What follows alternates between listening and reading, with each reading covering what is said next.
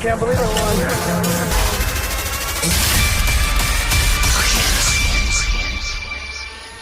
You can tell it's real because it looks so fake. Hello, everybody, and welcome to another episode of Look Into It. Tonight, it's all conspiracy with the man, the myth, the legend, Sam Tripoli. What's up, Sam? What up, Eddie Bravo? How are you? Happy New Year, dude. How are you? Happy New Year, dude. Dude, New Year's and they dropped the Epstein list. Is that for real? Is this really happening? This is really happening? So like everyone's like expecting some craziness. Like unless they list what they ordered, I don't like. Do we know anything? Like we already know everybody. Yeah, we already see the list? Hasn't the list already been out? But I guess it's official now. Yeah, but I want like you got to tell me what they're ordering. Like that's the only way it becomes at all interesting. Like what is Bill Clinton ordering right there? What is really interesting, dude? And I remember when like the Epstein thing was really blowing up a couple years ago, and they were interviewing all their the victims, and they said something that just got dropped and everybody moved on, and that was that Bill never fooled around with the girls; he always fooled around with the boys, and nobody ever goes, "What? Who said that? They actually said that? Yeah, back in the day, I remember reading that he fooled around with the boy. I've always said this, bro. Bill Clinton is the Andy Dick of the White House. He just wants to get weird, dude. He just wants to do weird shit with weird people. And that's what but nobody ever brought that up again. That like Bill Clinton was fooling around with the boys there. Man, he was probably the smoothest talker, like smoother than Obama, I think, right? As a president? What do you think? I mean, Reagan was super smooth. Yes. Obama was the best. He was right there. And then Bill Clinton was there. And then, of course, we have like George Bush Jr., which was just hooked on phonics. It was so crazy when you go back and look at the old speeches, like, oh, I miss those days when they were beautiful liars. Yeah. Dude, I think George W. Bush was put in to make everyone hate the Republican Party, right? I think it was strategic because there's no way he's that dumb. Well, his whole thing was he was just there to get Dick Cheney in. So they had to put like this likable guy. And you remember when they were like, when the whole selling point was like, I could drink a beer with this guy. I would like to drink a beer with George. You're like, even though he's a recovering alcoholic and he doesn't drink, but they were like, I could have a beer with this guy, which they're now doing with Nikki Haley. Have you seen that? Like, I'm not even paying attention to her at all. Well, dude, did you find out she came out like she's like Hindu or something? Is she? She's not white. Interesting. Like Vivek Shwaswamy. Isn't that weird? She's like transracial. What do you think of Vivek? You think he's legit or is he a plant? I mean, he says all the right shit though, right? Isn't he saying all the right shit? Right, but we've seen that before, right? Yeah, totally. We've seen that before. Yeah, like crazy. Like Obama told us what we wanted. Because going back to your whole point about George Bush and Dick Cheney making everybody hate white people, especially white old guys. I think, in my opinion, I don't know shit, but in my opinion, you know, George Bush Sr. he's the godfather of it all. That guy probably he was running everything, and I think his job was to make sure nobody ever wanted to be Republican. And then they brought in his son 8 years later for 8 years to seal that. Because, like, dude, in the early 2000s with 9/11, and then Michael fucking Moore puts out a nationwide 9/11 Fahrenheit movie, a documentary. It's in all the theaters. It's huge. They blow it up. I saw it with Rogan. I remember, and basically 9/11 Fahrenheit was basically blaming George W. Bush for 9/11. And everyone thought, I remember leaving the movie with Joe and going, dude, there's no way they're going to reelect George W. And they did. How crazy is that? And they still did, you know, but nobody wanted to be Republican. Back then, I didn't know anybody wanted. And like, remember that show, Family Ties?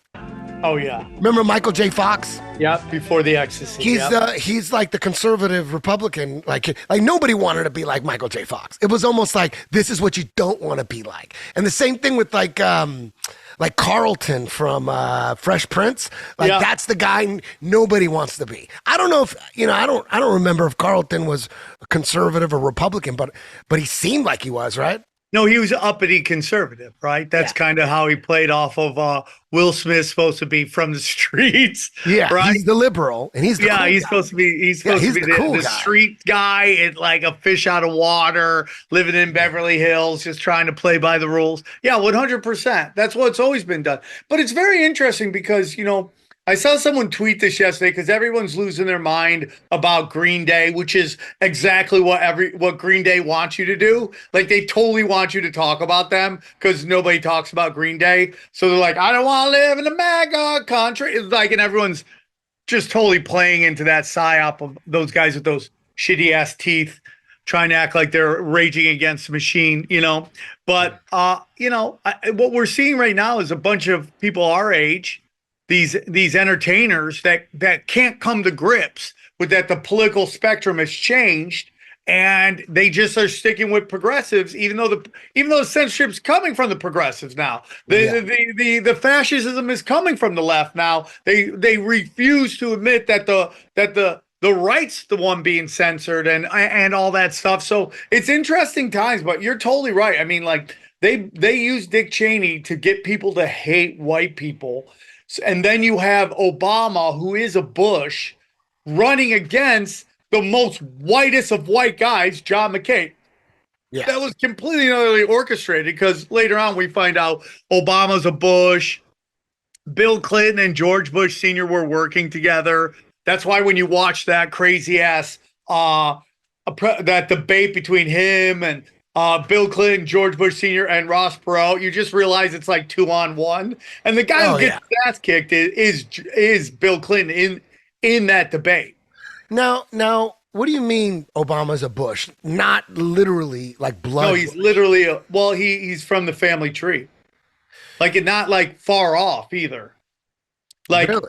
Yes. His grandfather and George Bush Sr. basically created the FBI. I mean, the CIA. Yeah, I know his grandfather's deep state, and his mom too. His mom had something to do with like a bank in Hawaii where they ran money through. His mother was a MK Ultra sex kitten that her father used her to kind of seduce targets, and she'd just go out there and bang them.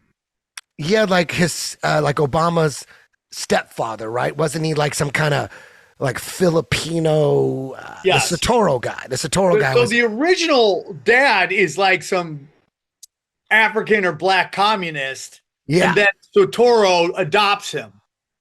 And then he comes up as Sotoro. So they're both, his real dad and his stepdad are like super political communists or something. Yeah, right? 100%. And the mom was an MK Ultra sex spy. And that's how he grew up. But when you take a look at the Bushes and the Obamas and you go, who is their first common ancestor on the family tree? Guess who it is? Who? Hinckley. The guy, wait, Hinckley, he's not related to the guy that shot. No, Reagan. 100% he is. Oh, okay. So the Hinckley who ends up shooting shooting Reagan. And if Reagan would have died, guess who would have been president? George Bush. Yeah. So, I want to know what happened there. Like for me, that tells me the fact that they try to assassinate Ronald Reagan, it tells me that he was like going against the grain as far as the deep state's concerned. Otherwise, why would they assassinate him? Right. Well, I think they assassinate him, Eddie, because George Bush wanted to be president. Yeah. But if you listen to old Ronald Reagan speeches, he's saying the right shit. I mean, Ronald Reagan's the one that said, if fascism infiltrates the United States government, it'll come through the left. Like he was saying like real shit. Like, wow. No, I'm with you on that. I mean, like the truth of the matter is that George Bush death cult destroyed the Republican Party and the Democratic Party. Like what you're seeing right now is like, Donald Trump is a different group trying to come in and take over Washington, D.C. compared to the George Bush death cult, which is like just all these super progressive Marxists. Like that's who they are. Like George Bush was gay, Obama is gay, Bill Clinton bisexual, JFK bisexual. I think Reagan was the only one that was like straight and narrow. But George Bush Sr. tried to take out 3 presidents. He took out JFK. He tried to take out. He took out. He's basically a part of Nixon getting taken out, and then he was a part of trying to take out Ronald Reagan. So what's very interesting is right around the time that Reagan gets shot, there's all these like assassinations going on. There was like the Martin Luther King, JFK assassinations that were all clumped in that area. RFK, JFK. No, RFK is more later on when they assassinate John Lennon. They tried to assassinate Ronald Reagan. I think they assassinated RFK like in the late 60s. Reagan gets John Lennon got hit in 1980. No, you're right. So RFK's around like earlier with JFK and MLK, which is kind of weird that they're all MLK, JFK, RFK. That's kind of crazy, right? Yeah, that's 3 Ks, dog. That's a KKK, dog. And then you go to like the 80s, I guess, and that's when John Lennon, I think, got taken out. Yeah. And at the same time, Reagan. But what's very interesting, because if you watch, they talk about this in the Apple TV story on the assassination of John Lennon. What's very interesting is that the guy who shot John Lennon, he tried to claim insanity. He didn't get it, but Hinckley did. He claimed, not guilty by insanity. He got it. And later on, you go, well, how's that happen? You go, oh, you realize he's a Bush. And that's why he was able to plead like insanity and he wasn't in control of himself. And later on, now he's touring Coffee Beans, playing his fucking guitar, That's crazy shit, dude. Before we go on, though, let's plug our dates coming up. The first time we're doing 3 cities in a row. We usually do 2 cities. Now we're doing Cleveland, January 11th. Yeah. Philly, January 12th. Pottsfield. What's it called? Pottstown. Dude, you're going to love this place, bro. Pottstown's the shit. Okay. And that's close. That's like a suburb of Philly? That's about an hour outside of Philly. Oh, that's like Santa Clarita in LA. Like, oh, we're playing LA. Sure. Where? For sure. It's great though. It's really great. Okay. So you have that, and then January 11th, Cleveland. I'm looking forward to Cleveland. I'm having one of the offensive line coaches, Scott Peters, come to the show. We're friends now. We're texting friends. It's fucking way cool. He's really smart. Bro, what happens if the Browns make it to the playoffs on that Sunday? Oh, no. That's still in the season, or is that the end? Yeah, no. No, they are playing that weekend. That's the first playoff game. They're probably going to play either in Jacksonville or Houston. So they're not even going to be at home. I like them in both those games, dude. Yeah. I like them in both those games. Dude. So real quick, though, January 11th, Cleveland. That's a Thursday. Be there. Yeah, you're going to love January that 12th, bro. Friday, Philly, hour outside of Philly. And then January 13th, that's Saturday, we're going to be in Pittsburgh. We're doing all the blue collar cities, bro. Oh, yeah, the AFC North, dog. AFC North.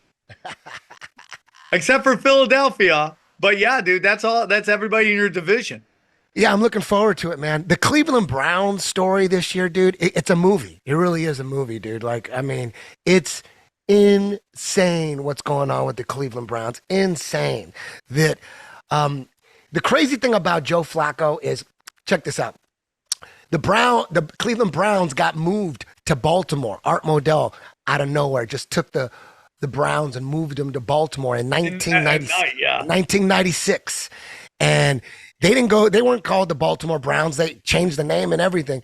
And everybody's pissed, naturally, from Cleveland. All the Cleveland fans around the world are fucking furious. We don't have a Browns team. They're the Baltimore Ravens now. So that whole offseason, all Cleveland fans, including myself, are like, fuck Baltimore Ravens. Fuck them. Fuck Art Modell. God damn it. He stole our fucking Sundays. We don't have fucking football no more.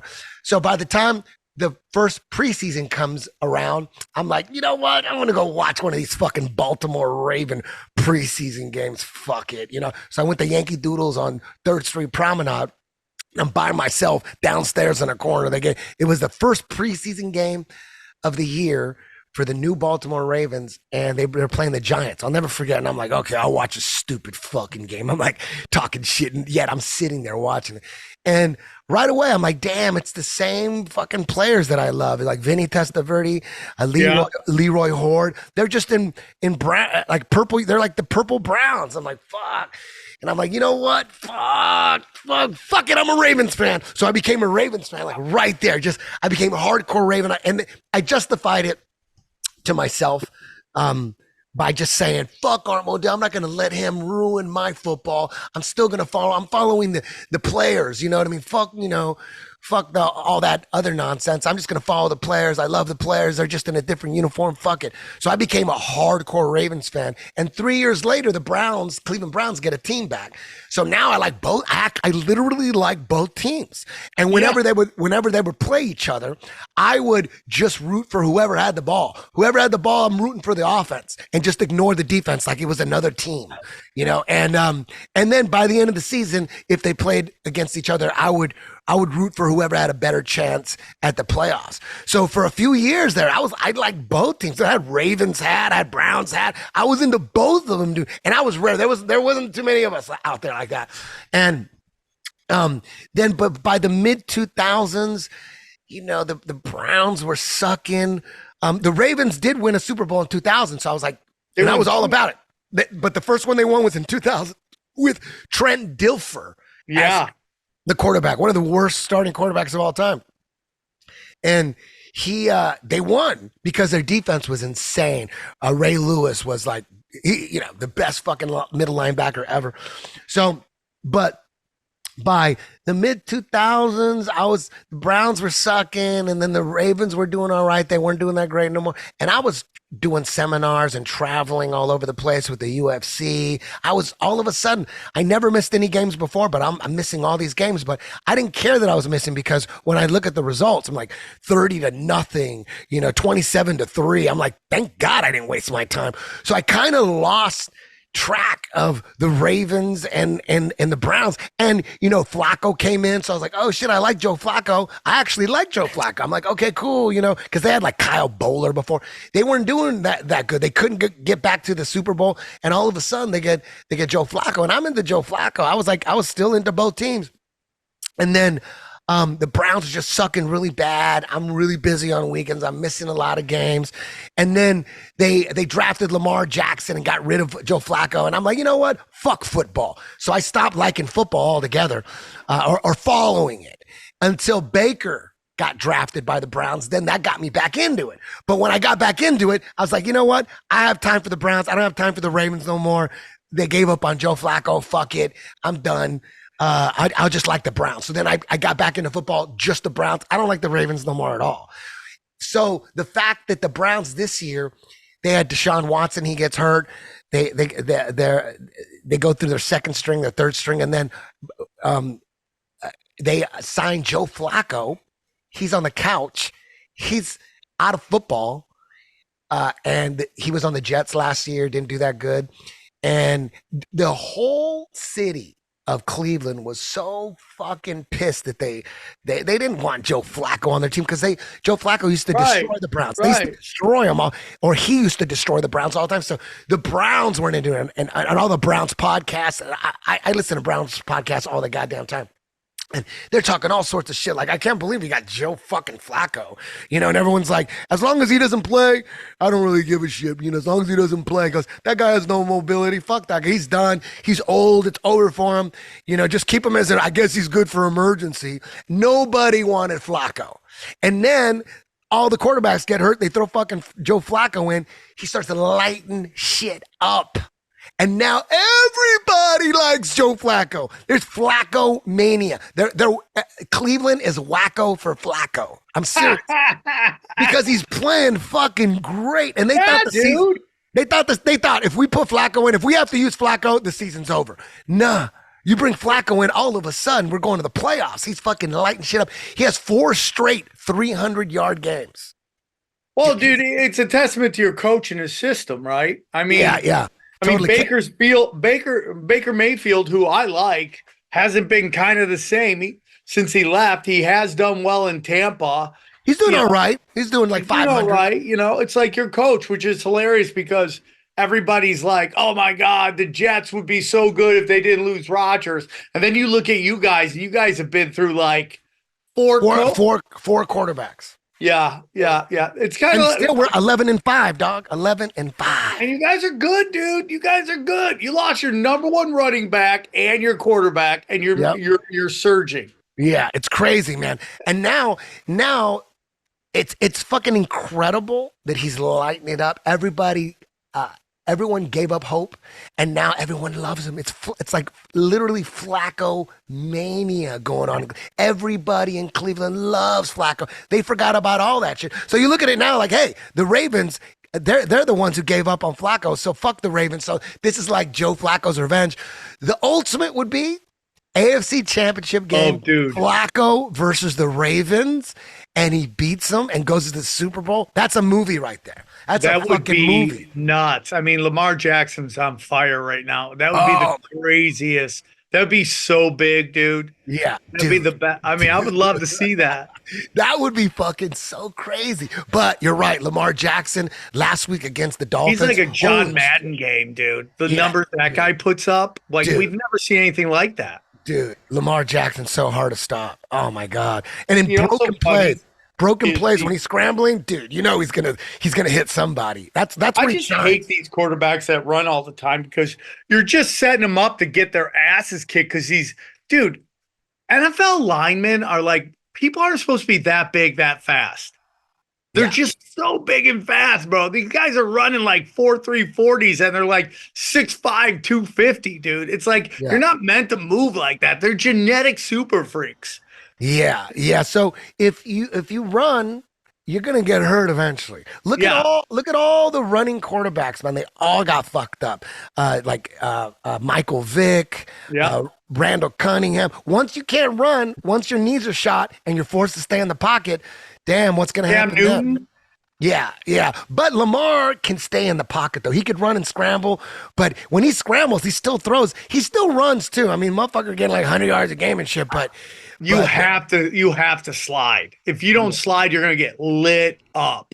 Yeah, changing subjects a little bit. I told you about this yesterday, but rarely do I ever binge on anybody's channel on YouTube. But yesterday, there's this guy. He's a Tartaria guy. He calls himself My Lunch Break. Go to YouTube and follow My Lunch Break. Go through all his videos. This guy's like Put that link in the description below so people could just click it. I will. He does Tartaria so well, real fast. He's lightning. He's on fire. He keeps you engaged. I love John Levi, but John Levi's more relaxed and he's kind of chill. You know what I mean? And sometimes it gets you relaxed and chilled. You know what I'm saying? Maybe a little too much. But I loved John Levi. But My Lunch Break, dude, just fire. Dude, I can't stop watching his shit. And there's this. I'm gonna play this one clip, dog. And really, what he does great, My Lunch Break, is basically a big part of his channel. It's like breaking down cathedrals and these amazing structures that are all over the world that don't fit the timeline. Nobody's saying aliens built them, humans built them, but according to the timeline, it doesn't make sense. There really was an old world and there was a reset, and our history is all fucked up. And I agree with that. So what he does is he one by one he goes through these incredible structures. And at first I was only focused on like the west coast of the United States structures, because we know in the 1800s, the West Coast was cowboys and Indians. So when there's a crazy ass castle, like, you know, one in San Francisco and all, and like, wait a minute, it's 1850 and you guys are building fucking castles? Like, what is that? It doesn't. So I was focused on that shit. I wasn't focused on the East Coast structures because, that people have been living on the East Coast from Europe for a couple hundred years. So maybe they built shit. Fuck that, dude. Get into the East Coast, dog. Dude, it's insane. So what he does is he basically takes the structure and then every structure has like a little Wikipedia description page on it. And he just rips it apart. He's basically saying all these castles and cathedrals, their stories, like when they were built, and they're all bullshit. Yeah, he breaks them all down. I saw the video you sent me. It's pretty amazing. Dude, he's basically saying they've had Chat GPT, they had AI. You know when they say when we get a certain technology that it's actually been in like the government's hands or the military's hands for like 50 years or something. Yeah. So all this AI shit, we're all getting access to it now, but how long has it been around, right? So this guy's saying my lunch break is basically he goes through and takes the descriptions of when they were built, who built them, and he just rips it to shreds. Go, dude, this is all bullshit. They're just writing anything. It's like AI is writing it. Yeah. They just gotta have something. And check this out, dude. Check this out. There's this gigantic building structure, insane. It looks insane in Brazil. That they're saying that they built that shit in Portugal and shipped it to Brazil in 3 parts.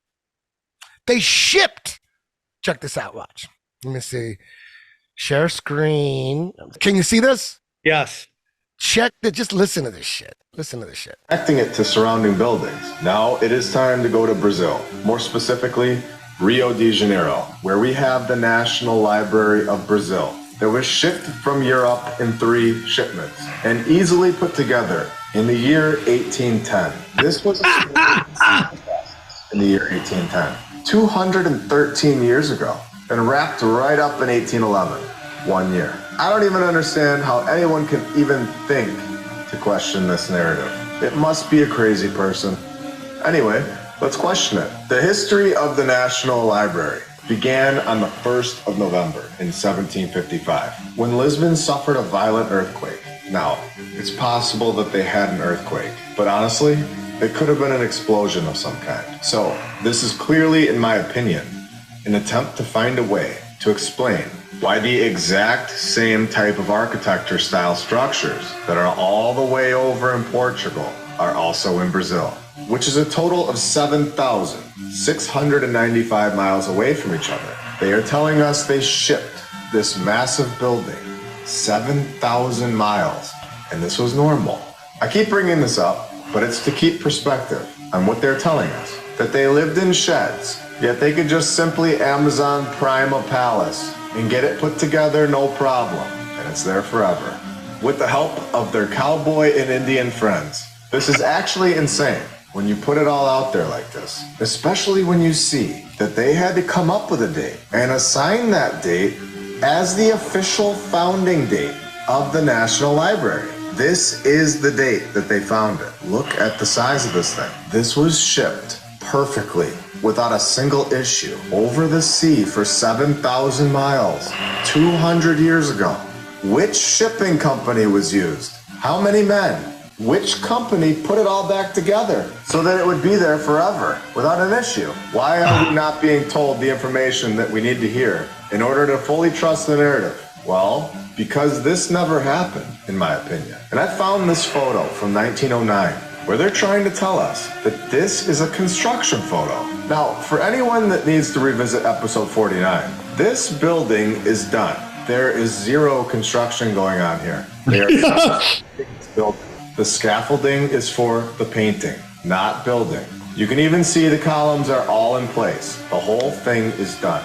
There is no building going on here. How can they get away with saying that this is construction when it's clearly done? 100% for show and 100% for this photo. They are putting a brand new coat of paint on this thing and saying, look, it's brand new. just DoorDashed it from Portugal. Oh, and we all caught that, right? This is a construction photo from 1909. But the problem, they told us that this thing was founded in 1810, 100 years prior. Honestly, the narrative is unraveling so fast. It's incredible to see in real time. And I just got some breaking news that a fire broke out on November 22nd, 2023 at the Tesla Science Center in Shoreham. This is going right along with our fire narrative. It is 100% still happening today, where this hidden group is destroying these old world buildings and calling it a fire. They collect the insurance check, and nobody is standing there with a wrecking ball, ready to be blamed at the end of the day. The fire, or as we know here, a demolition, is the key to understanding which buildings are from the previous civilization. Because time and time again, we have proved that they do not give us the person, or they give us the dumbest reason as to how these fires start, or no reason at all. For this one, we are told that the cause of the fire is not yet known. And honestly, they're never going to tell us the real reason, because we know what the real reason is. The building dates back to 1901, supposedly. It is definitely earlier than that, but let's continue. 1901, and was the final standing laboratory of American inventor Nikola Tesla. I'll keep you all updated if there's anything more on this, but just another eye-opener, that this is a very real thing that is still happening in real time. So 1901, this building was built. 1902, Tesla moves in and gets all of his projects done here until 1906. Are any of us shocked that Tesla supposedly worked in Budapest, a city that is well documented here on this channel, that is my clear-cut #1 city in the world when it comes to this research?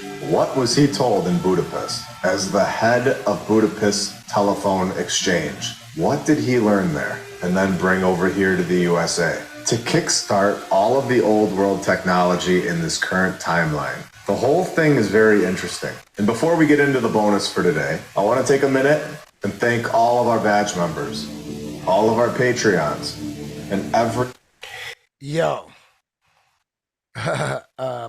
Stop share. There we go. How crazy is that?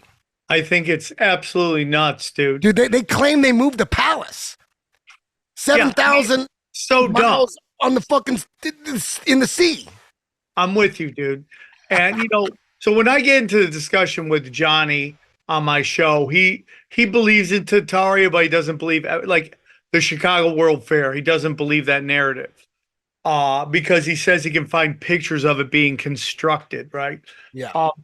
But you don't know if those pictures are real. History is written by the victors. Visit OWOfilm.com for more information. Unlike what? 1910, they show construction being done, and it's not. It's a paint job, and they're so obviously lying about it. But this is what this is why I sent you that Hindu palace thing in New Jersey, right? Yeah. To just, you know, and you go, wow, it took 15 years. 15 years to build that one building and that one thing. 15 years. So that tells me two things: that they totally lied about Chicago, the Chicago World Fair, building all that in 2 years. Okay, yeah. That's a giant lie. In the 1800s. You know? So, like it would be like this. It would be like all these buildings, when you look at the history, and they always say they built it in a year, 2 years, 3 years, sometimes 5 years. Today, to build a building like a skyscraper, it's going to take like 10 fucking years. Yeah. It takes forever. You know what I mean? You would think that in the 1800s it would take 10, 15, 20 years to make a structure. That would be more believable. And then today it would take 2 years, 1 year. But today it takes 10 years. Yeah. You know what I mean? And people get crazy. Like, no one's saying aliens built this shit. No one's saying I'm not saying that. Humans built it. But Joe has this. Joe used to, I don't know if you remember this, but Joe used to remember his pyramid bit from his Egyptian pyramid bit from the early 2000s. He said, he thinks that, he goes, how did his bit go? He goes, I think people used to be real smart, but the dumb people just outfucked them. That's what this is right here. That's all people are saying. People that are into this is the timeline's wrong. People used to be really advanced, smart, and our technology. It seems like we have less technology now. That's what it seems like, right? Well, that's the reason I sent you the Hindu thing, is because I believe we can do these. I think we can do these amazing buildings. Oh, totally we can. Yes, we totally can. Because everything is about making your anxiety up and making you uncomfortable. So instead of building these beautiful buildings like the Hindu Palace in New Jersey, they're building these uncomfortable to look at buildings. And they just want everything to be a fucking a psyop, some loose jacking, anxiety filling thing. So every time we look at these weird ass architectural buildings, like where they there's all these different shapes and nothing lines up, that's done on purpose to not inspire us, to agitate us. It's like when they fuck with the frequency of our music. Like there's a frequency that makes us feel better, and then there's a frequency that makes us feel like crap. I'm Eddie Bravo, founder of 10th Planet Jiu-Jitsu with over 150 schools and over 30,000 soldiers worldwide. Music has always been my deepest passion. Without that musical journey that I took, I probably wouldn't be here right now. I can't tell my music story without having my musical partner my whole life and best friend, Mr. James Watson. I said, I want to be in a band no matter what. Oh, well, there it is. I got to move to Los Angeles. I said, I got to go to that place. If this California is supporting metal. Me and James just started making music.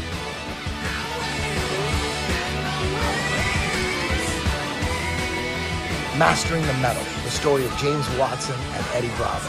Print and audiobook available now. So that's why I sent you the Hindu thing. It's like, oh, they can build these things. Yeah. They choose not to. They don't want that. No, exactly. No one's saying aliens built them. Humans can build them, and we could build anything right now. Yes. Look at Vegas. Look at some of those, like the Venetian, and look at fucking like Caesar's Palace. They got.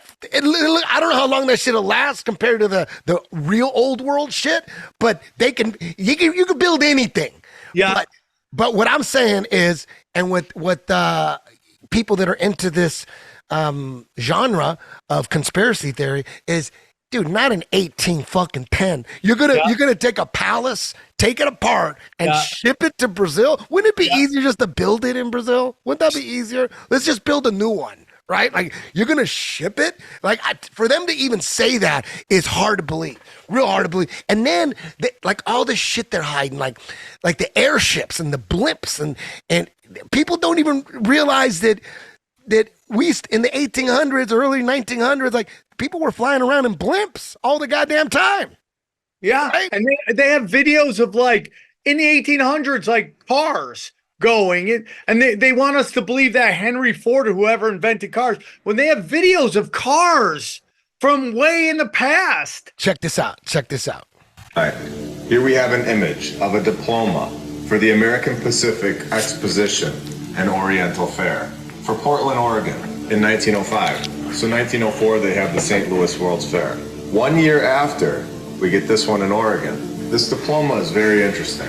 As we go down to the bottom, we have a photo, and we can clearly see in the background 2 airships, both looking different.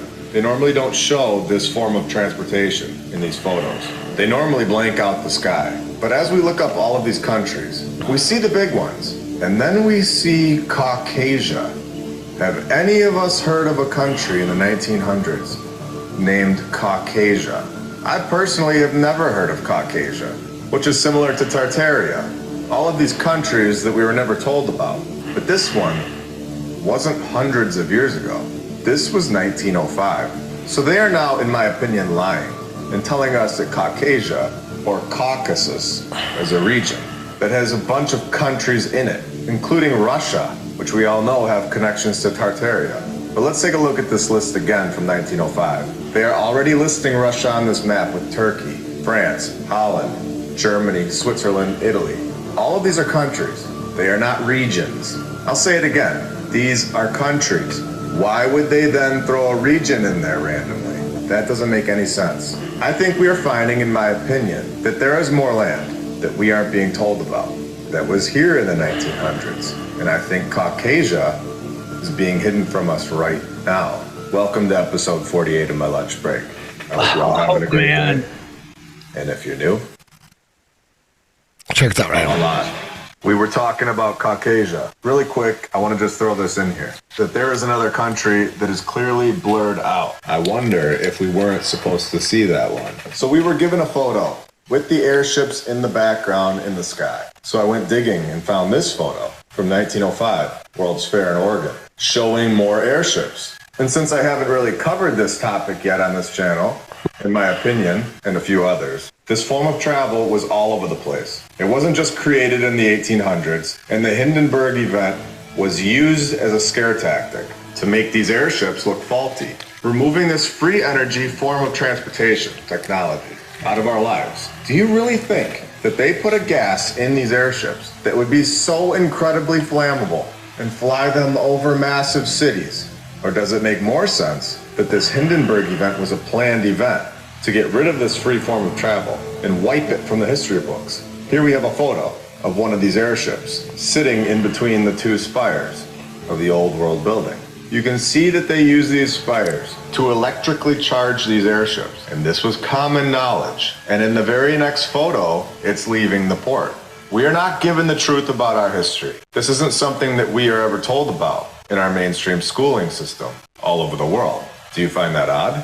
Let's keep digging. We see that the US Army had this technology in the 1800s, as well as the Navy. Now, this is a photo from July of 1931, and we clearly have an airship charging at the top of this building. So we have a lot going on here, and this was within the last 100 years. An airship charging at the top of this tower. Did you think they only charged at the top of buildings? Of course not. They had charging docks in the middle of the water. Here we have a photo of the US Navy airship in 1924, charging from this boat. Now let's zoom in on this charging station to get a good look at what's going on here. Now this is a technology that we were never told about. This is hidden from our timeline. A clear proof that there is much more to the story than what we've been told, especially since this was not thousands of years ago, and shows how easily history can be rewritten. This technology should be common knowledge at this point. Here we have another angle. Yep. The charging taking place. These airships were not powered by gas or simply helium. And if we switch angles here, we can actually see the charging tool that was used right at the top of this tower. They're clearly about to connect to the airship. So this, in my opinion, is clearly explaining what's going on at the top of these old world buildings. They were charging stations for the airships. They have the same features, and I guarantee you that they still turn on, since this was not that long ago. And I'm going to take this time right now to answer a lot of people's question. Will we ever find the truth? As we keep uncovering more and more documented evidence, we're going to find that the previous civilization was not that far in the past, and our current structures hold so much more technology than we ever truly understood. So in my opinion, yes, we are going to find the truth about all of this. We are uncovering the truth faster and faster. And this community, By the way, that's a CFAG. people sharing their thoughts and knowledge. Mainstream history is becoming comedy hour at this point. So we can clearly see that these buildings all around the world may have had a second purpose, but they were without a doubt here to generate free energy. I agree. Airships. And once you realize this, then we can go deeper and ask the question, was the previous civilization capable of using these buildings to power their flight that were so much more powerful, so much faster, and so much more incredible than an airship? I believe that they fully understood this technology. They were the ones that constructed it. They had this technology and were able to travel through the air so much faster than we can today while using the Earth's natural energy. These buildings are technology. They are able to extract the energy and are able to turn it into a fuel. If you're looking for a why, a motive to suppress this technology, well, it would 100% benefit a civilization, us. It's free. There is zero benefit to free transportation, free energy. Do we need to go further for the why? So when you go around your town now and see the top of these buildings, we can all understand how popular this form of transportation really was. It was everywhere. Now, we have talked about Tartaria. We have shown in this episode in the beginning. Check this out. Barbaria. Have you heard of Barbaria? No. Look. So we have Tartaria, but we also have Barbaria, where you would get the term barbarians. And of course, again, have any of us heard of a place called Barbaria in history class? Maybe you have now, but in mainstream history, this is not something that is taught to us. We're not being told the truth about any of this. And we have many maps of a land called Barbaria. And I believe that these maps are from the previous civilization. They are not presented to us in the mainstream history. So it's our job to go find them in places that are not easily accessible. And in order to find something, you have to know what you're looking for. Thankfully, we do. And then we have this map from the early 1800s showing a land that was to the east of Portugal that was named Barbaria, that is no longer there. It was south of France, west of Italy. So where did this land go? Also, this map shows that Barbaria had islands. And are these points on the map ley lines? What an incredible map to look at. Obviously, an event took place very recently, definitely proving that we've had land here that is no longer here. These maps are so detailed, yet these places are no longer here. And we have this group on the map who are most likely a depiction of the barbarians. Oh, and should I tie it back in with the airships? Can we just zoom in? Right above this disproportionate guy with the red and green on? What is above his head in the sky? That wouldn't be an airship, would it? You tell me. And if anyone can read that, looks like an umbrella. let me know what it says in the comments below. Now, I emailed this company that I'm going to keep hidden, but with a little digging, we can all figure out who this is. But I emailed them, and they purchased the architecture firm Bradley and Bradley. Since they're an existing architecture firm, and it's not from thousands of years ago, they should have the construction photos of the National Guard Armory. But again, we are given another response that fits into what we're talking about here, that these are not the actual builders of these structures. If they built it, they would have at least one picture of construction.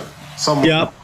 But time and time again, as we have documented here so many times, they never have this on record. So they replied to me saying, we acquired Bradley and Bradley, architects and engineers, in 2016, and I have not come across any construction photos from the National Guard Armory in their files. So they go on to say to contact the Rockford Public Library to see if they have it. And then 2 sentences later, saying that I believe this information is currently being held at the Hart Interim Library during construction of the new downtown library. So I'm going to be contacting them, and I'll keep you all updated on the situation as we continue on with it. If you're interested in hearing what we find, make sure to hit that subscribe button. Very Crazy shit, right? Dude, crazy shit. Barbaria? Barbaria? Tartaria? Dude. Caucasia? Yeah, Caucasia. Caucasia? Caucasia, Barbaria. Barbaria? The There's Caucasians and barbarians. That's where it comes from. It's Tartarians. Yeah, dude. All these weird new animals keep popping up. People are like, what is this animal? Maybe they got through, dude. Maybe they got through. I just 100% believe our timeline is completely and utterly bullshit. And I think there's just way more going on than anybody even wants to try to understand. And I dude, 100%. I mean, our timeline's so effed, man. It's so effed, and they just won't. And people just don't. Dude, they just give you explanations because they know 99% of the population isn't going to do a follow-up. Yeah. Right? They're just like, oh, dude, we brought this over like Legos and we put it together. You're like, yeah. what? The most ridiculous shit ever. He's saying Budapest has the most buildings and cathedrals and all the crazy shit. I want to go to Budapest now. I really do. I want to go to Budapest and check out all those goddamn buildings. Huh? Go, dude. Let's go. Let's do it, dude. Let's do it. It's definitely fucking crazy. And then you look into the term Freemasonry and you're like, does that mean they just take credit? Are they like the Carlos Mencia of... Dude, That's the first time I ever thought of that was last night watching all this shit. Watching that shit makes you think like maybe the Freemasons didn't build, maybe it's like some other shit and they're taking the credit, right? Yeah, 100%, dude. Like they know the real stuff and like I'm getting into all this stuff like the Freemasons and like how most of them probably do believe they're just like this benevolent like organization that just wants to help spread knowledge, and at the highest levels like every group are just a bunch of shady ass fucks that have alternative motives that they don't tell the lower groups what they're doing. That's why you can interview 1,000 Freemasons like, no dude, that's all bullshit, and you're like, but I don't think so, dude. I just think that they're only allowed to know certain things within the group, even if they get to like the 33rd level, that there's like some Illuminati shit that's even higher that the normals don't get told. That's my honest opinion. It's like kind of. I had former UFC legend Hector Lombard on my show, and he was saying that he wanted to be a Freemason. He goes, dude, I want to be a Freemason. They have all the knowledge. I go, you want to be a Freemason? He goes, yeah, they have all the knowledge. They know what's going on. The sheep, I don't want to be with the sheep. The sheep are like zombies. They're blind. They don't know anything. The Freemasons, they have all the knowledge. I want to know the knowledge. I'm like, whoa, that's an interesting take. Yeah, but I don't think you enter that high. I think like you have to be born into it and you get to only the highest levels. If you're like the most psychopath of psychos, dude, at the highest levels. I want that upper body clench. That's what I'm going after. With the underhook, looking for double underhooks. That's a juicy ass clench. Perfect double underhooks. You're on your side, boom. That's all perfect. That's huge. In my game, for me, I'm like, I got this motherfucker. First fight in Abu Dhabi, 2003, against Gustavo Dantas. I got right in and got perfect double underhooks. I'm like, oh my God, had him in a lockdown, perfect double underhook, really quick. He just gave it to me. And I was just sitting there going, oh my God, he just gave it to me. That was just off a front headlock, 100%. Push into him, you want to smash him, and then jump on that leg. You want to rush them, so they don't have so they're off balance. You jump on that leg, you hook that leg. You're gonna take their back or put them in the truck. Either one. Does that make sense? I think every group has like, it's like Scientology, right? Like the 98% of Scientologists believe that shit, and then the top 2%, no, it's just like a Navy intelligence operation, right? Yeah. I mean, like, so they don't fucking know. And like, dude, there's this video. I gotta send you this video. It's by Bill. There's 2 videos you have to watch, bro. I'll give you the names and then I'll email them to you, bro. They are freaking mind blowing, bro. And Are they on YouTube? I'll pull it up right now. I think they're on YouTube, hold on, but I got Rumble too. No, it's like, dude, I find all these Twitter accounts that just repurpose old videos, but it is this Bill Cooper thing about the Jewish Freemasons that's so interesting, dude. So interesting. And then, where is it? Oh, yeah, this is it. B'nai B'nerith. I'll send you this video, bro. You have to watch this shit. This will blow your fucking mind. And then there's one more. Oh, dude, you see the chick from the Fall Cabal? What happened to her? They killed her, right? Yeah, dude. It's nuts. And I just gotta find this one more by Bill Cooper. It will blow. No, by G. Edward. Let me find it for you. It's so crazy, bro. It's just like pressure from above, pressure from below.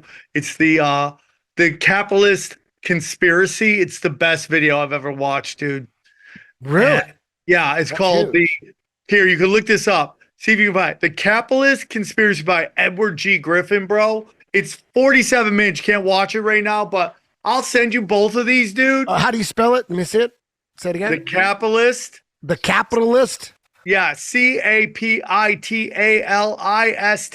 Conspiracy. Edward G. Griffin. Dude, mind-blowing, bro. Mind-blowing. Edward G. Griffin? Oh, yeah, dude. He's the guy who wrote The Creature from Jekyll Island. Let's listen to a minute real quick. It's so crazy, bro. It is so crazy.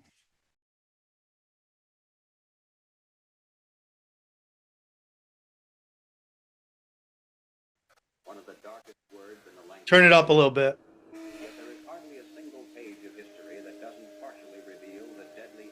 Can you turn it up on your computer, or is this it? It's maxed. That directed Brutus against Caesar in the Roman Senate on the Ides of March. Is that louder? Yeah. It was a conspiracy that plotted the betrayal of West Point by Benedict Arnold during the American Revolution. It was a conspiracy that led John Wilkes Booth to the assassination of President Lincoln on Good Friday, 1865. The past record of man is burdened with accounts of assassinations, secret combines, palace plots, and betrayals in war. The tenet of conspiracy has been a dominant force in all history.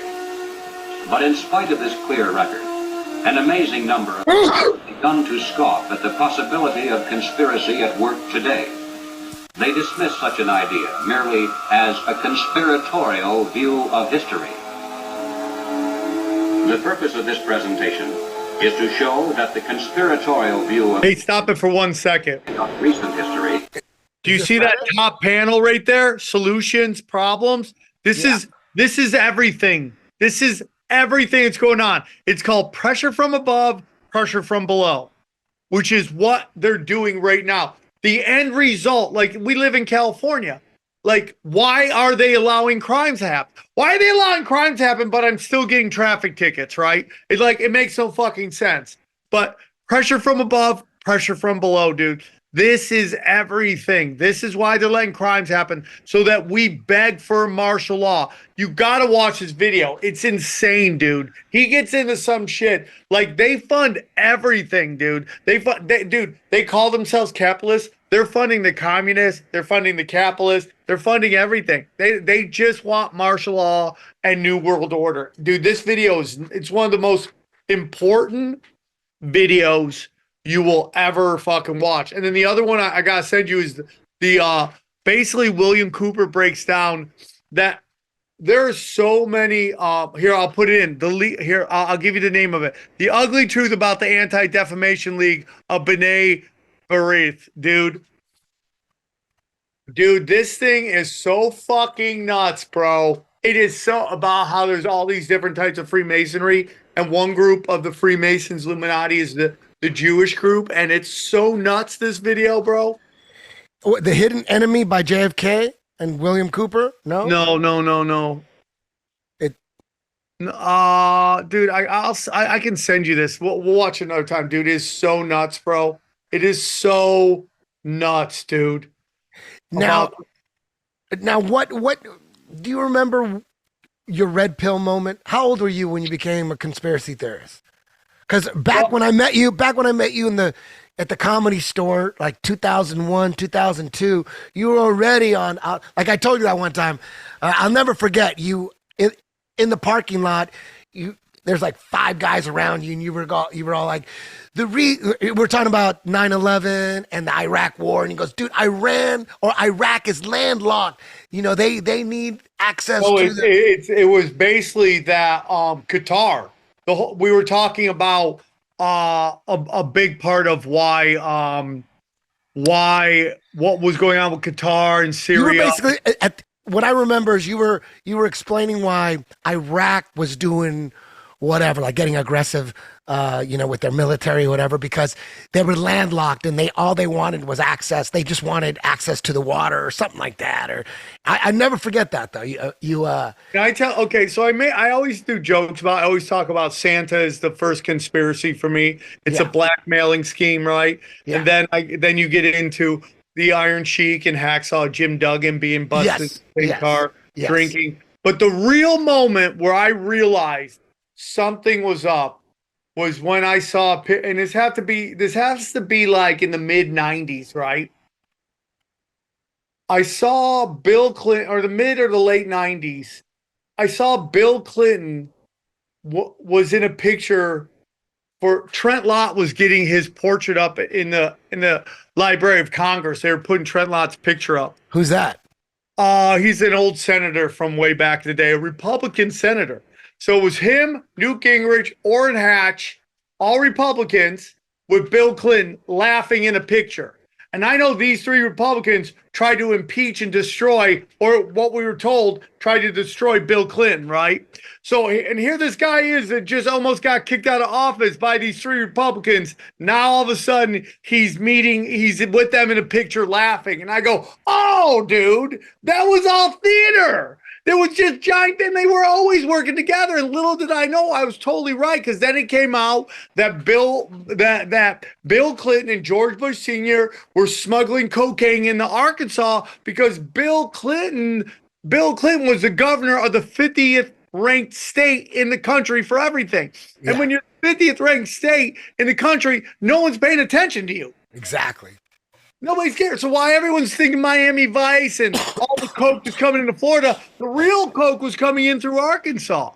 And that's why I go, oh, this is all theater bullshit. And that's why and the last time I ever voted for either party was Obama's first term. And because I hated George Bush so much, and I fell for the psyop of like change.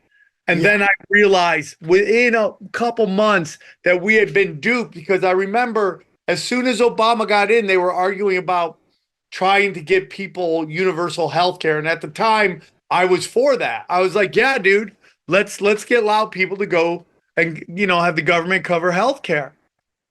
And then I saw, as they were debating it, Obama flew to Germany, did some shit in Europe. And I was like, why is he going to Europe when we're debating his health care right now? Yeah. And I realized, because he doesn't want to be around. He's like leaving that. It was never intended at all. And sure as shit, these magical, I don't know if you remember this, but just like Trump, Obama had all the parts of the government, the Congress, the Senate, and the White House. And they don't ever want that. So when Obama was going to be able to do this healthcare and pass it through, what happens, dude? These magical blue dogs come out from everywhere. And they're like, we're just these Democrats. They were Democrats that weren't going to play ball with Obama. For all your 10th Planet Jiu-Jitsu merchandise, please visit 10thplanetjj.com/shop. We also got a Look Into It t-shirt that just dropped. Thank you very much for your support. And they made it so there wasn't a landslide one way and the other. And I knew that, oh, dude, this is all, it's never, they really wanted 50-50, so nothing ever gets done except for what the elites want. And that's when I realized it was all bullshit. When did you think you could be a comedian? When did that enter? In high school? Bro, I know it's going to sound cheesy as shit. You wanted to be a basketball player or something, right? When I wanted to be a comic. From the moment I realized I existed in the universe. Really? And before I even understood that there was a job doing it. From the jump, I wanted to make people laugh, always. And now I'm just, and then when I was growing up, when I was like, okay, I'm going to be a comic, but I wanted to be the first white basketball player to play for John Thompson at Georgetown. Because he only had black players and they were my favorite team. So I wanted to go pro in basketball. And it was so funny because I had a show on Spike TV called Wild World of Spike. And in one of the episodes, I had to fight Rampage Jackson. And I remember being in the octagon, looking across at Rampage Jackson and going, like, I couldn't believe that I thought at some point I could be a pro athlete. Looking at this fucking savage across from me who was the nicest guy. He was really nice to me that once in a while he would just cork one off just to let me know if he wanted to, what he could do. And I'd be like, oh, dude, he would bang. But I wanted to be a comic from the moment I knew that I existed. I don't ever remember. How did you end up on stage for the very first time? Take me through that. The first time I did. So what happened was, I went to college in Vegas because I thought Vegas would be a great place to start stand up at the time. So I'm known as the guy who created the Las Vegas comedy scene. There was no comedy scene before I got there. When I started comedy, didn't they have like comedians like Sam Kinison or anything? No, at the time there was 3 comedy clubs in the casinos, and they were flying everybody out of LA, even the openers. Now they just use locals for everything, but back then they flew everybody in from LA. So when I started doing stand-up comedy, there was one open mic every other week in all of Vegas. The entire Las Vegas comedy scene. There was so you go to Vegas for college, but you were like, okay, I'm going to go to college there, but that's where I'm going to start stand-up. You had that planned out. That was the plan. And at that point, you had never been on stage? I'd never done stand-up at all. Didn't you try? Didn't you think like maybe I'll go to the city like Manhattan and try? And you never thought about that? I was upstate New York, which is just outside Syracuse, and I just never left Cortland. My mom never wanted to leave, so I never left there. So I couldn't wait to get to Vegas. My dad was running fucking brainwashing schemes on me because he wanted me to buy a house out in Vegas so he could fly out there and write it off on his taxes as a business expense so he could go gamble in Vegas. And then I'm Armenian. So at the time, Jerry Tarkanian was the coach of the men's basketball team. So I wanted to go support the Armenians. So I'm going to go to UNLV and I'm going to start stand-up comedy. So I didn't even know there was a difference between stand-up and improv at the time. So I just saw improv comedy class. I'm like, that's what I want to do. I thought that's what I wanted to do. So I started doing improv. And I'm like, oh, this isn't stand-up. But I was really good at the improv. And a friend of mine named Victor Isaac was like, you were really funny, so you should try stand-up. I'm like, that's what I want to do. So I went and I did stand-up at this coffee shop. And I was addicted ever since. That was your first time at a coffee shop. Do you remember the name of it? I don't remember the name of it. I just know it was on Sierra, and I crushed, bro. Really? First time I crushed. I remember the first joke I ever wrote, which was about how women give hand jobs like they're trying to start lawnmowers, and that was the first joke I ever wrote in my life. And so I crushed. Then the next week, how did it go? How did the joke go? Like, was it like a physical thing? Like, oh yeah. I was like, dude, wait a minute. And it crushed. And I forgot what the rest of the jokes were, but I did 3 minutes and I crushed. And I got off stage and all the comedians were like, you're already the best comic in Vegas. I was like, oh, dude, that felt great. Hilarious. And then the next week I came and I bombed, bro. I bombed so hard. And I was chasing that forever. So I would always hear when I was doing stand-up that in New York City, you could get up 5 times a night. And I'm like, dude, I got to get up a lot. I got to start getting up. So I created all these comedy shows. I would have a different show in a different bar almost every night in Vegas. We would just go from bar to event to bar to open mic to bar. So I was getting up almost every night. And how did you put these comedy clubs together? Like you would just call, what was the system? So what I would do is I would go find a bar with a stage and I go, what is your dead night? And they would be like Tuesday nights. I'm like, give me Tuesday night, we'll do stand-up. And we just started doing stand-up, and I would do so much time on stage, the other comedians would get pissed. But I was just like, I need as much reps as I can get. So I would host these shows. So what's very interesting, Eddie, is like when I was a kid, it's so funny how all these things that happen to you as a kid end up being this thing that helps you when you're much older. When I was a kid, all my friends were the first generation of divorce. The first time divorce became a big thing, all my friends' parents got divorced. And it psychologically affected them really hard. And they started to become very hardened. But we were from a tiny town, so we weren't getting into like super trouble. But we became verbally nasty with each other. Like verbally, we would just annihilate each other. So we go to this place called Pontillo's Pizza. And we would order pizza and we'd sit in this booth, and whoever sat in this one part of the booth would just get lit the fuck up. Like all of us would just verbally annihilate each other. So you started becoming really good at just verbal sparring, right? Like being able. So when I go to college, I'm in this fraternity and people are like, we're just playing, talking shit. They called it the Sam Tripoli low kneecap shot. They would just be like top, top, top. Bang! And I would just say the most vicious fucking thing verbally and kneecap these motherfuckers. So it became this like superpower I had. So I remember one time, it was the first time I ever did 2 sets in one night. Vegas. And I got hired to do something on campus at UNLV, and I bombed, bro. I bombed. And I was like so upset. My friend's like, you should do this other show that's going on tonight. I'm like, you can do 2 sets in one night? He's like, yeah, go for it. I'm like, okay, dude, I'm going to do it. So I go to this place. I think it was called Play It Again Sam's. It was on Maryland Parkway. and I'm doing stand up, and this mechanic starts heckling me, and he's got really shitty teeth. And bro, I light this motherfucker up. And it was like when Neo realized he was like the one. You remember where he just goes, zing, zing, zing? Like, that's how I felt. I'm like, oh, this is what I do, bro. I'm going to take my skills from like growing up and use it in stand-up comedy. So I just annihilate this guy. So I just started hosting all these shows.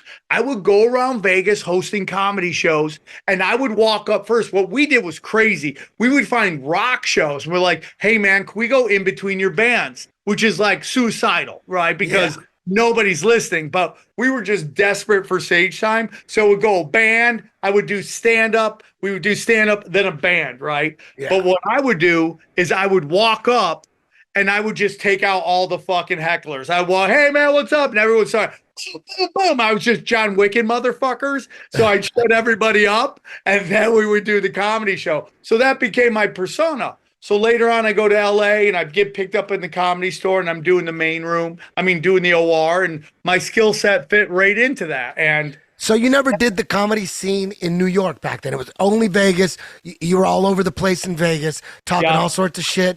And then what year was the move to LA to the Comedy Store? Around 98. And what was the move? Like, why were you, did you outgrow the Vegas scene, or did you meet comedians from LA that were telling you to go to the Comedy Store? So what would happen was, we heard about this incredible open mic at the Laugh Factory in LA, and we would drive out to do this open mic because it was legendary at the time, because it was the only place where an open micer comic could go up in front of a real crowd. It was Tuesday nights. I think they still have their open mic there, and it was packed with real crowds, which is like so hard to get. So what would happen was, like, you would show up at this open mic, dude, the day before, and you would wait overnight to sign up at 3 p.m. to go up later that night. So you would have to show up the night before and wait up overnight. So we would drive in, and we would drive in, we'd sign up, we'd just sit at the Laugh Factory overnight, do our show, and I would just crush every time. I was just crushing. Jamie's like, Buddy, you're really good. You should be in Los Angeles, Buddy.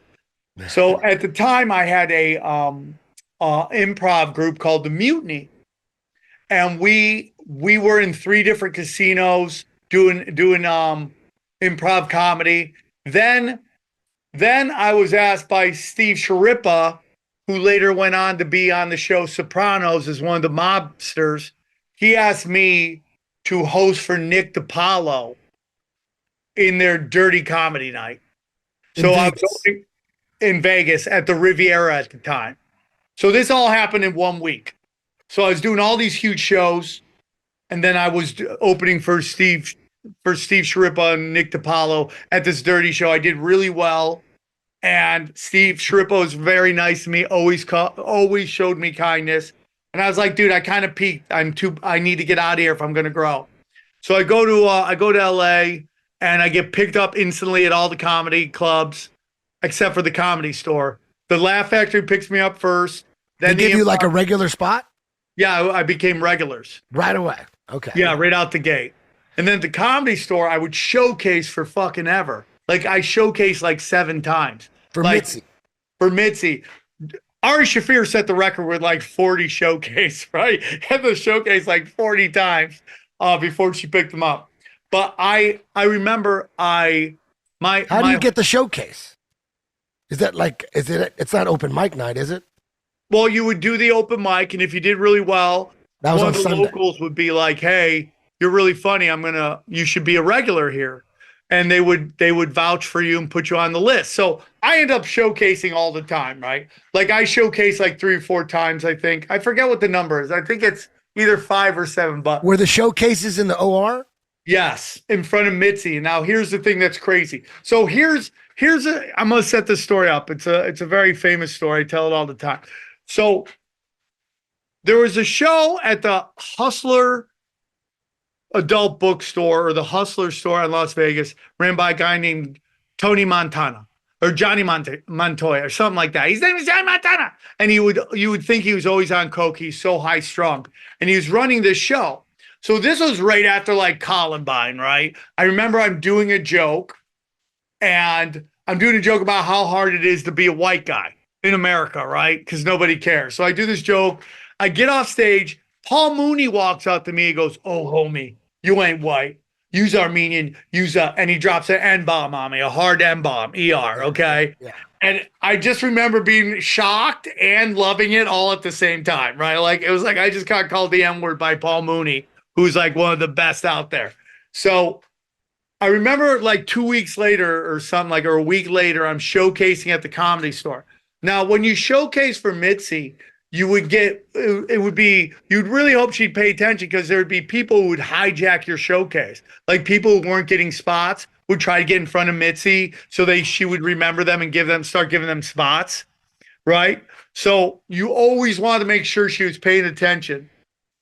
So anyways, I go up there, the showcase before this, I do my showcase, and I had this bit called A Stripper in a Wheelchair, which was a very famous bit I did forever. I started it in Las Vegas. It was about like, the joke was about affirmative action and how ridiculous it is. And like how like you can't just hope everyone gets representation. Like, so I remember going to this Halloween party and seeing this gorgeous chick in a wheelchair going, wonder if she could strip. And anyways, it starts being this big bit that kind of blows me up in in LA. So I do the bit. I get a standing O after like about 3 or 4 minutes of stand up. I get a standing O from the crowd. They're like, "That's fucking amazing." I get off stage. All the waitresses are like, "Oh my God, you're so funny." Mitzi thinks I'm horrible. She goes, "He's offensive. He's so mean. I don't like him." Well, I crushed so hard that Princess Corey at the time tells me I'm a new thing called a showcase regular, which means I can showcase anytime I want. I just have to tell her. So they made a new category for me, right? So then like time goes by. I do this show at the Hustler, at the Hustler store. Paul Mooney calls me the M-word. I think he hates me. So then like a couple weeks later, I'm showcasing for Mitzi. I get a call from Duncan Trussell, who's the booker at the time. And Duncan's like, "Hey man, Ma says you're Middle Eastern, Maz Shabrani. Ma says you're Middle Eastern, and we're going to do a Middle Eastern show." And I'm like, "Dude, I'm Armenian." He goes, "Close enough." I go, "Okay, let's go, bro. Let's do it." So he tells me the key to getting picked up, what Mitzi likes. And this is what Mitzi likes. Duncan told you this? Duncan Trussell told me this. She likes a joke about she likes a joke about your ethnic group. She likes a joke about one of your parents. And then she wants then you do your favorite bit. So I had a joke about being Armenian and going to the beach and taking my shirt off and how people call animal control on me because I'm so furry. Then the second bit was about my mother power walking. And then the third bit was a bit that Joey Diaz told me he loved. And it was a bit about how Asians love ecstasy because they're so smart that their visuals are better than ours, right? Like their visuals are like IMAX Dolby Digital sound, while ours is like Atari 8-bit, right? So that was the bit that I did. So I did those 3 bits. I get off stage. Well, as I'm doing my set, I look up. Paul Mooney is sitting next to Mitzi. And I'm like, "Oh, this motherfucker is cock blocking me right now. Fuck." Well, it turns out he wasn't cock blocking me. He was actually there advocating for me. And he told Mitzi that he thought I was really funny and I should be a regular. And I didn't find this out till later. So I get off stage, and after you showcase, you walk up to Mitzi and you got to kiss the ring, right? So you go up there and you thank Mitzi for your showcase. She's like, "Oh my God, you're so funny." She goes, "Are you Syrian?" And dude, hand to God, I didn't even know what a Syrian was at that time. I swear to God, I'm college educated. I didn't even know what a Syrian was, but I was like, "Yeah, man, I'm Syrian. I love being Syrian. I love my Syrian grandma. I love being Syrian." So she's like, "Okay, I want you to showcase one more time." She's like, "Jay Davis is doing a show in the main room. I want you to go on that." Because she was putting together, dude, this is how crazy it is, dude. This is how smart Mitzi Shore was. she goes in the year 2000, she goes, a big event is going to happen and you guys are going to have to defend your people. She met Middle Easterns, right? Yeah. So she put together a Middle Eastern comedy night called the Arabian Knights. So Maz Jobrani was already a regular there, and she wanted some more regulars. So me, Ahmed, and Aaron Cater were showcasing. But this is how great of a human being Maz Jobrani is. We have another guy that's our friend, which is Brett Ernst. He wanted to get Brett Ernst in. So when it was his time to go up in front of Mitzi, he acted like they couldn't find him. So they're like, can we put this other person in front of you? Can we show you Brett Ernst? She's like, do it. So Brett Ernst went up and showcased. He got picked up that night. So as a regular. So Brett Ernst, Maz Jobrani, well, he was already a regular. Ahmed, Aaron Cater, and myself all got picked up at the Comedy Store on that night. And that's how Now explain that again, though. You said Brent Ernst would fake like he was late. Like I got confused. No, Maz Jobrani was supposed to go up next. Okay, but he wanted to try to get Brett Ernst in front of Mitzi, so he told them to act like they couldn't find him. Oh, nice. That's fucking way cool. God damn. Well, Maz Jobrani's gold, bro. He's the best. And it worked. I got picked up at the Comedy Store, and at the time, dude, the Comedy Store was dead. It was dead. And if you know people who performed there during that dead period, they would tell you that's their favorite time at the Comedy Store. Like 2001, 2000? Yeah, right around there, dude. 2001 all the way up to when Joe Rogan comes back is known as the dead period. Oh, yeah. But before Joe Rogan got kicked out of the Comedy Store, it was kind of live because he was like, at the height of Fear Factor. He was, because I was always with him, and we'd show up, and man, I remember like 2001, 2002, the OR would be packed and roaring. There's like nowhere to sit. When Joe was on the lineup, it but there were times where I remember walking up. This is how long ago it was. Steve Renazizi was working the cash register. Yeah, that's how long ago this was. And I remember walking up and he's like, hey, dude, should I start looking for a new job? And I remember looking in the OR and there were 10 people there. But the reason it was so great is because you could work your bits out. You could bomb with dignity. And because the inmates were running the asylum. Mitzi was running it, but she really didn't have a grasp of it anymore. So it was the comics that were running everything, and you could just go up there and work on your shit. You could bomb in dignity, and dude, I will tell everybody that was the greatest. That was the purest comedy probably ever was ever, because it wasn't even about comedy anymore. The Comedy Store was only being funded by the La Jolla Comedy Store. That's how it was staying open at the time. Really? They were making, yeah, that's how bad it was doing, because Mitzi had a really bad relationship with the industry at that time. They didn't want to go there, so nobody was trying to get up in there except for people who wanted to be comedians, like real comics. And so it was dark until. Do you remember when Joe came back? Do you remember? Oh yeah, I remember. Tell me, what do you remember? Because when he came back, it just fucking blew up. Oh yeah, dude, his podcast was huge, and then the blow up happened, and it was like. At that time, the Comedy Store was the mecca of two things. It was the mecca of stand-up comedy, and it was the mecca of comedy podcasts. All the biggest podcasts were coming out of the Comedy Store at that time, which is my whole opinion, is that there had to be some FBI and CIA people there, because they always infiltrate every artistic movement. And it was the biggest, and it was crazy. Like every night they were running 2 shows, sold out all the time.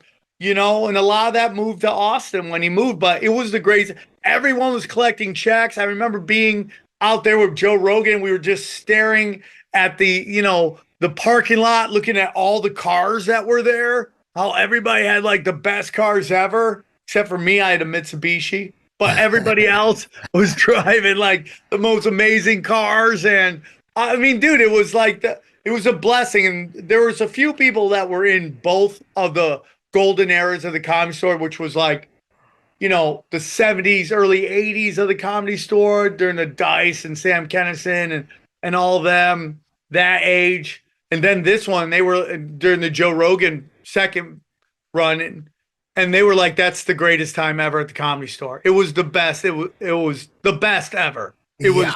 I remember thinking during those times at the height, just going to the Comedy Store, and all 3 rooms were humming, packed, on fire.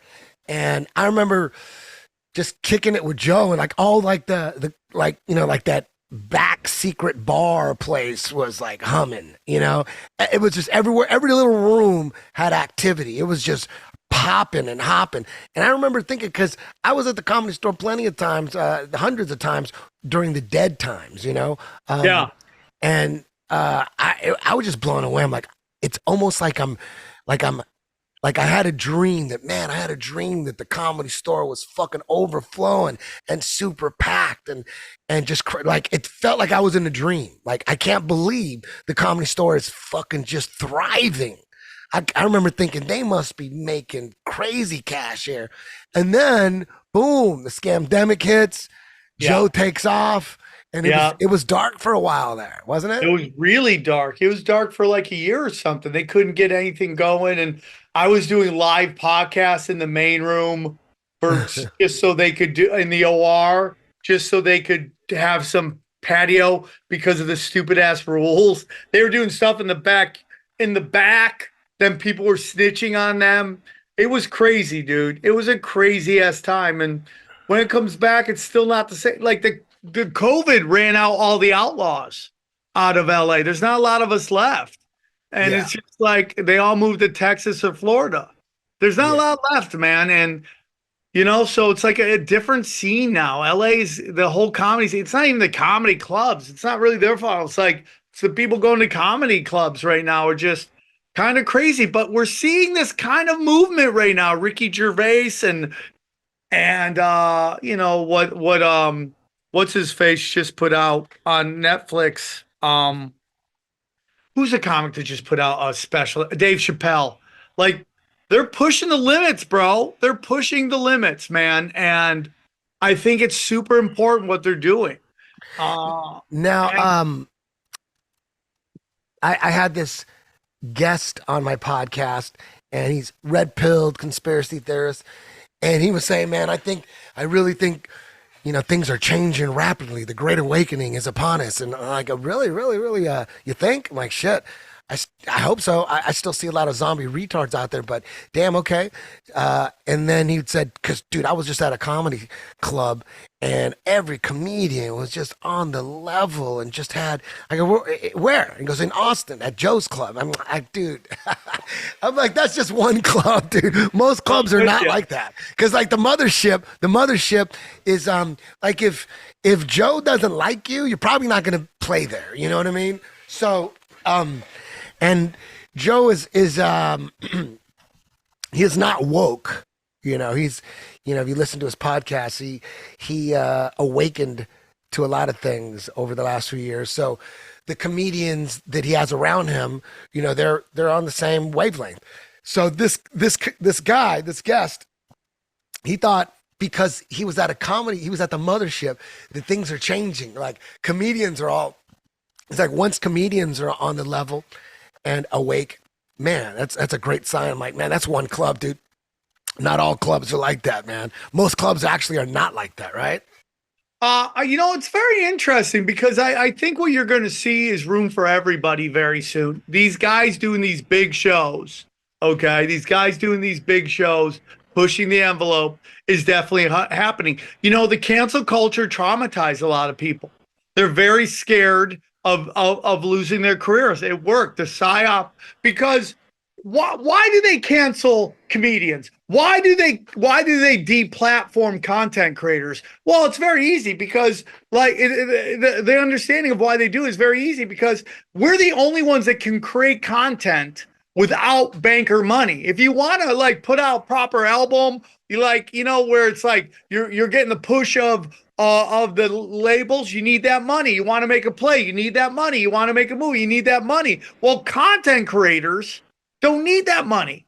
Like, you know, when we're watching that YouTube channel on my lunch break, I'm like, dude, this competes with anything I'm watching on television right now. Like Yeah. that scares them.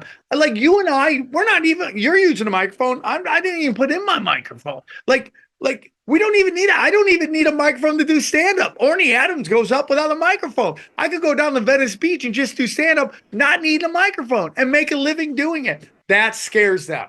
So that's why. Because if you kind of take a look at all other forms of stand up, right? I mean, all other forms of entertainment, they're cranked up to the craziest. You know, everybody's watching murder podcasts. Everyone's in OnlyFans now. Music, you got drill music, you got all this extreme shit. Everyone's loving it. But stand up, the psyop of the cancel culture has caused a lot of people to want to go with the keep it simple, stupid, what I call demographic mascots. Everyone's becoming a demographic mascot. Like, I'm a Mexican, I'm a gay, you know, and like you just know their act as they're walking on stage. But there are people like our show, Tinfoil Hat, and other people that are going up there and pushing the envelope. And they're getting some reward and they're getting some pushback. But that's okay. But I think where we're going, there's going to be room for everybody. There's going to be room for stupid, and there's going to be room for edgy. And I think that's why listen, I've always been an edgy guy. Even when I started stand up in Vegas, you know, everybody wanted to be Seinfeld. Everybody wanted to be observational clean. And like, I'm not that guy. So I'm going up on stage talking about eating ass and doing all that stuff because I always wanted to talk about my life. So there's always going to be like people who want to make business decisions. And then there's always going to be outlaws. And I go up on stage and I do me because I want to show people that, you know, the walls aren't bleeding. You know, nobody's crying because we did an edgy joke about trans people. Like we're supposed to act like they aren't fucking weirdos. I don't care if you're trans, be trans, do whatever you want. But I'm going to talk about it. Like they're forcing us at gunpoint to recognize diversity. But when we talk about the funny stuff we see in diversity, they lose their fucking minds. You can't have it both ways, dude. You can't. You're either I can talk about diversity or fuck off with diversity. Which one? Pick one or the other. Yeah, like getting in trouble for saying that Michelle Obama is a man. You know, that like, wait a minute, I thought that was cool. I thought being transgender is cool. Yeah, but like when Obama came out and they're like, oh, dude, when everyone's like, Obama's gay and people are getting mad. I'm like, you've been telling us that being gay is a unicorn. Why are you upset about it? Yeah. He's a power bottom. Yeah. We should be celebrating it. Why are you acting like it? Because in reality, you don't think it's normal. You're just virtue signaling. That's all it is. Yeah, like when people say that Michelle Obama's a transgender, she should say, thank you for the compliment, but no, I am a woman. Yeah, 100%. Right? Like she could say, I wish I was transgender, but unfortunately I got a pussy. It's just completely stupid, dude. Like the narrative, like, dude, I don't care if you're trans. I really don't care. The problem with all this stuff, whether it's like OnlyFans or trans or just like women slinging pussy everywhere, is like they're just trying to mainstream outlaw shit. And like outlaw shit comes with a certain energy and vibration that not everybody's built for. You know, it's like you have to be built for that life, bro. And not everybody's built for that life. So what you're doing is you're getting normies to try to live a life that outlaws used to live. And it's like, it's failing miserably. Like you have all these chicks who are doing OnlyFans realizing they can't make money. And now everybody thinks they're a fucking hooker. So it's like, dude, the people who did porn back in the day, that's all. It's like the old UFC fighters, right? They did that because that's all they could do. You know, it's like, what else is Chuck Liddell going to do? Like, besides fucking throw haymakers and knock out motherfuckers. Like, he takes all the positive and all the negative of it. He's built for it. But not everybody's built for that shit. And that's the same thing with comedy, the same thing with adult film stars. I have so many porn friends. They all come from horrible backgrounds. So many of them, not all of them, but most of them come from really bad backgrounds. This was a chance to change their families, you know, fortunes. And, you know, they're all crippling drug addicts. It's like crazy how comics and porn stars have the same business model, dude. You know, it's like we do specials, they do a porno. We headline comedy clubs, they headline strip bars. They call it headlining now. We do a podcast, they do webcamming. It's all the same shit. It's the exact same business model. But not everybody's built for that life. and they want to be able to make it so everybody can do it. And it's like, you're not built for that shit. So you hear about OnlyFans models that don't make any money? I thought like as long as you have a vagina, you're making money. Dude, how much do you think the average OnlyFans person makes? A woman who's showing her pussy. Is she showing her pussy?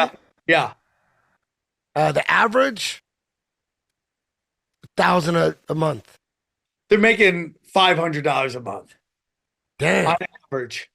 Really?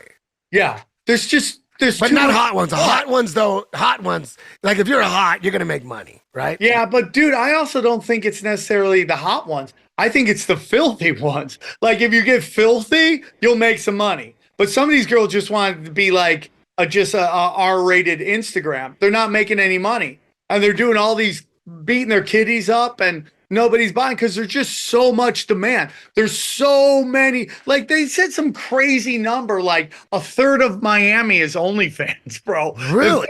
Chicks in Miami are like OnlyFans, dude. That's a lot of chicks finger blasting themselves. Wow. Not everybody can, you can't support all of them. Paige Van Zandt is making a killing. Because she comes in famous she's famous for fighting, and now everybody can watch her flick her kitty. Right? It just like it's crazy, man. Like everybody's a porn star now. Like it is crazy. It's too much, dude. It's too much. There's just too many chicks out there getting freaking, just getting freaking weird. Do you know any guys that do OnlyFans? And not gay stuff, but like for women. I knew a guy did gay stuff. On OnlyFans? Yeah, Jason Ellis. But he's gay though, right? Yeah, he's gay. You mean like gay for pay, where like straight guys are just shoving weird stuff? No. Straight guys that are making money like from older women. Does that exist? Is there a scene for that? I had a buddy of mine who would like beat off on his wife's face because she made enough money. He would just beat off on her face. On whose face? On his wife's face. On camera? Yeah. For OnlyFans. Yeah, and she made money doing it. Mm. But like, how much is enough money? Like, how much is enough money? It's just the problem is whatever you do, whether it's sell drugs or whatever, if you get used to that money and the money comes in and you have like a certain amount coming in every month, it's very hard to change gears. You know what I mean? You get used to that money, you got bills, it's hard to get out of it, right? And then you try to get out. Like when I worked at the strip club, when girls try to get out, they'll strip 2-3 years. They try to get out. Oh, they disappear. As soon as they run into any kind of trouble in the regular world with their regular job, their transmission falls out of their car. Boom! They go. You know what? I'll pick up a shift or two to pay for my car, and then little by little they're back. They quit, and then boom, they always come back. Man, that money's too easy, dude. 100%. It's easy money. It's a lot of money, but it's like at the price of what? It's like, listen, again, not everybody's built for that life. If you can do it, do it. That's on you, but it's like you're chasing that money. It's a weird kind of fame. Like, have you ever been to like a porn convention? It's so hilarious. Yeah. It's just like a bunch of hot chicks and fat guys in wheelchairs. That's the whole convention. In wheelchairs. What's the most money you ever made doing stand-up? Like in one night? Like in one night? Ooh, yes. I don't know, man. A couple grand. I mean, like the most I ever made on a weekend was 10 grand. Okay. Okay. That's not bad, dog. 10 grand. Bro, I flunked first grade, dude. I flunked first grade, so I'm killing it for a guy who's functionally illiterate, dude. And dude, you do so goddamn much, man. You have how many podcasts at this point? You still got 6? I got 7. I'm getting rid of some. You always say you're gonna get rid of. No, them. I am. I'm about to get. I got rid of one, my spiritual podcast. I'm gonna take a break from that, just because I've done so many episodes of it.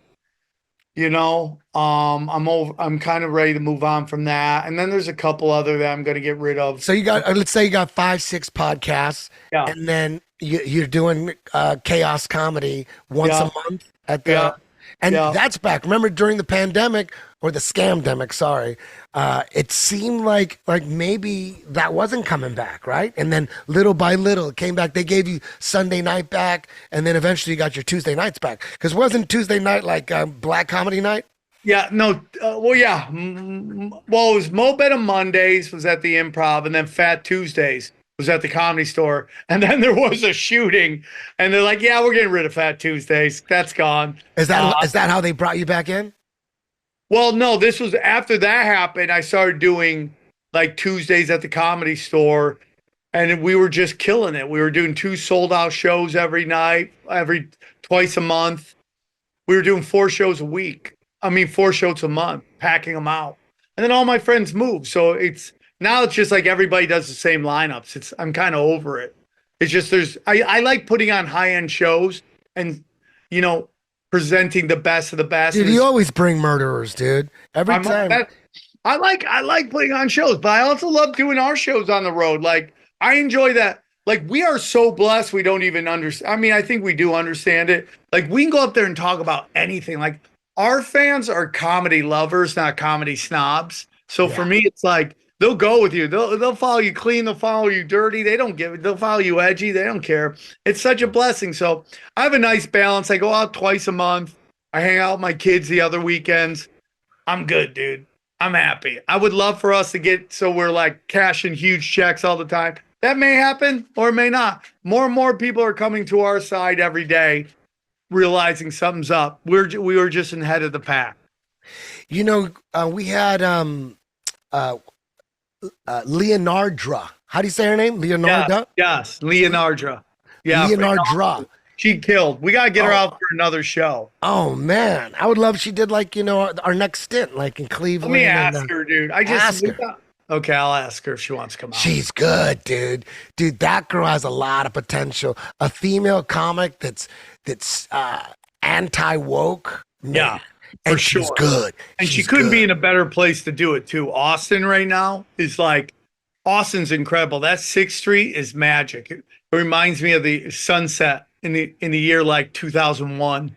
It's crazy. It would just, do you remember Sunset when Shaq and Kobe were on fire, the Lakers? It was fucking Dude, packed. I was on during like the metal years, right? That I was there, dude. I was 16, 17. I was driving up from Orange County in my Pinto station wagon, drinking wine coolers, Bartles and James. And I was hammered by the time I got to the Sunset Strip. I'd park my car on Doheny right by Gil Turner's. And dude, just walk up and down the street. We're too young to get into any of the clubs, but the clubs were overflowing on Sunset, and the party was on the streets. It was like a festival. It was a festival every weekend, man. And I try to go out as many weekends as I could, man. I love that. I lived it. Right, during Guns N' Roses, Motley Crue, Poison, during all that shit, dude. So it's dead now. If you go down Sunset, it's dead, dude. No, it's deader than shit. It's been that. They passed some laws because they were just leaving too much trash. Every band was flyering, everyone was giving out flyers for their band's gigs, and they would just leave a mess. And then finally the locals they got together and went to put some pressure on the city government, and they banned it. They didn't allow people to hang out on the streets and party on the streets anymore. They shut it down. Crazy. People were getting shot and stabbed, but it was great, dude. It was crazy. So in the early 2000s, which was, Kobe and Shaq were crushing it and it was that's what 6th Street reminds me of now. There's so much comedy going on in Austin. The Joe Rogan effect, man. Yeah, 100%. It's the crazy. guy is the son. It's crazy how powerful he is, man. It's insane. And he's a blessing, dude. Dude, look at Kill Tony, dude. The tree of Rogan is so fucking powerful. Yeah.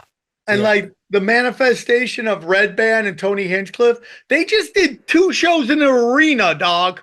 What? Yeah. I didn't know that. In an arena? 2 arena shows. They sold it out in Austin. Holy shit. They're now gonna in like August they play Madison Square Garden, and then they're doing the forums, bro. God damn. Yeah. That's insane. Great time, bro. It's a great time to be alive. That Austin's fire right now. I'm trying to get out there once a month. Dude, that last Austin gig we did, that was blessings, dude. Dude, that went so well. That went so well, man. Dude, we're a freak show. We're a freak circus. We run in town, all the savages come out, and it's a fucking great time, dude. And then on the blessings, you had 10th Planet there, and that was, I mean, dude, it was just such a blessing. I would love for us to do a mothership show. I'd love to do that. Like hell yeah. I did not want to bomb at that Vulcan show in Austin. I was there was at least 100, 150 10th Planet, because we were doing our 10th Planet eclipse. That's what it was. I'm like, dude, I better have a good night, man, because it would suck if I bombed. Because Austin, the last 2 gigs I did in Austin before that, they didn't go too well. That was before I figured out the protocol before I get on stage. Once I figured out. You are crack me up because you're so naturally funny, dude. Thank you. I appreciate it. You're just so naturally funny. Like, you just crush. Thank you, dude. I appreciate that. Every time I got a new story, it just makes me laugh. So Cleveland, Thursday, January 11th, Philadelphia, Friday, January 12th, and Pittsburgh, Saturday, January 13th. Sam, thank you very much for joining me today. Anytime, bro. I love you, Eddie Bravo. It's a blessing that you're in my life, dude. I think sweet Jesus all the time that you and I are friends, and you've changed my life, and I could never pay you back. Dude, I would never be doing comedy if it wasn't for you, dude. You're so fucking funny, bro. I would never do it. I would never. You're the Mexican Jamie Foxx, bro. You're the only one who gave me a shot. You're the only one. Blessed. Thank you, man. I'll see you real soon. Love you too, man. See ya. The Jiu-Jitsu Dojo is the ultimate training ground for life. Jiu-Jitsu will accelerate the evolution of your being, your consciousness, your soul. Through this amazing art, you will prove to yourself that you can master anything you set your mind to. Happy birthday, Eddie Bravo. I leave for Brazil tomorrow. Are you the Fear Factor guy? I'm like 6 pounds over. Time to sweat it out. Just imagine someone that has no idea how different your game is.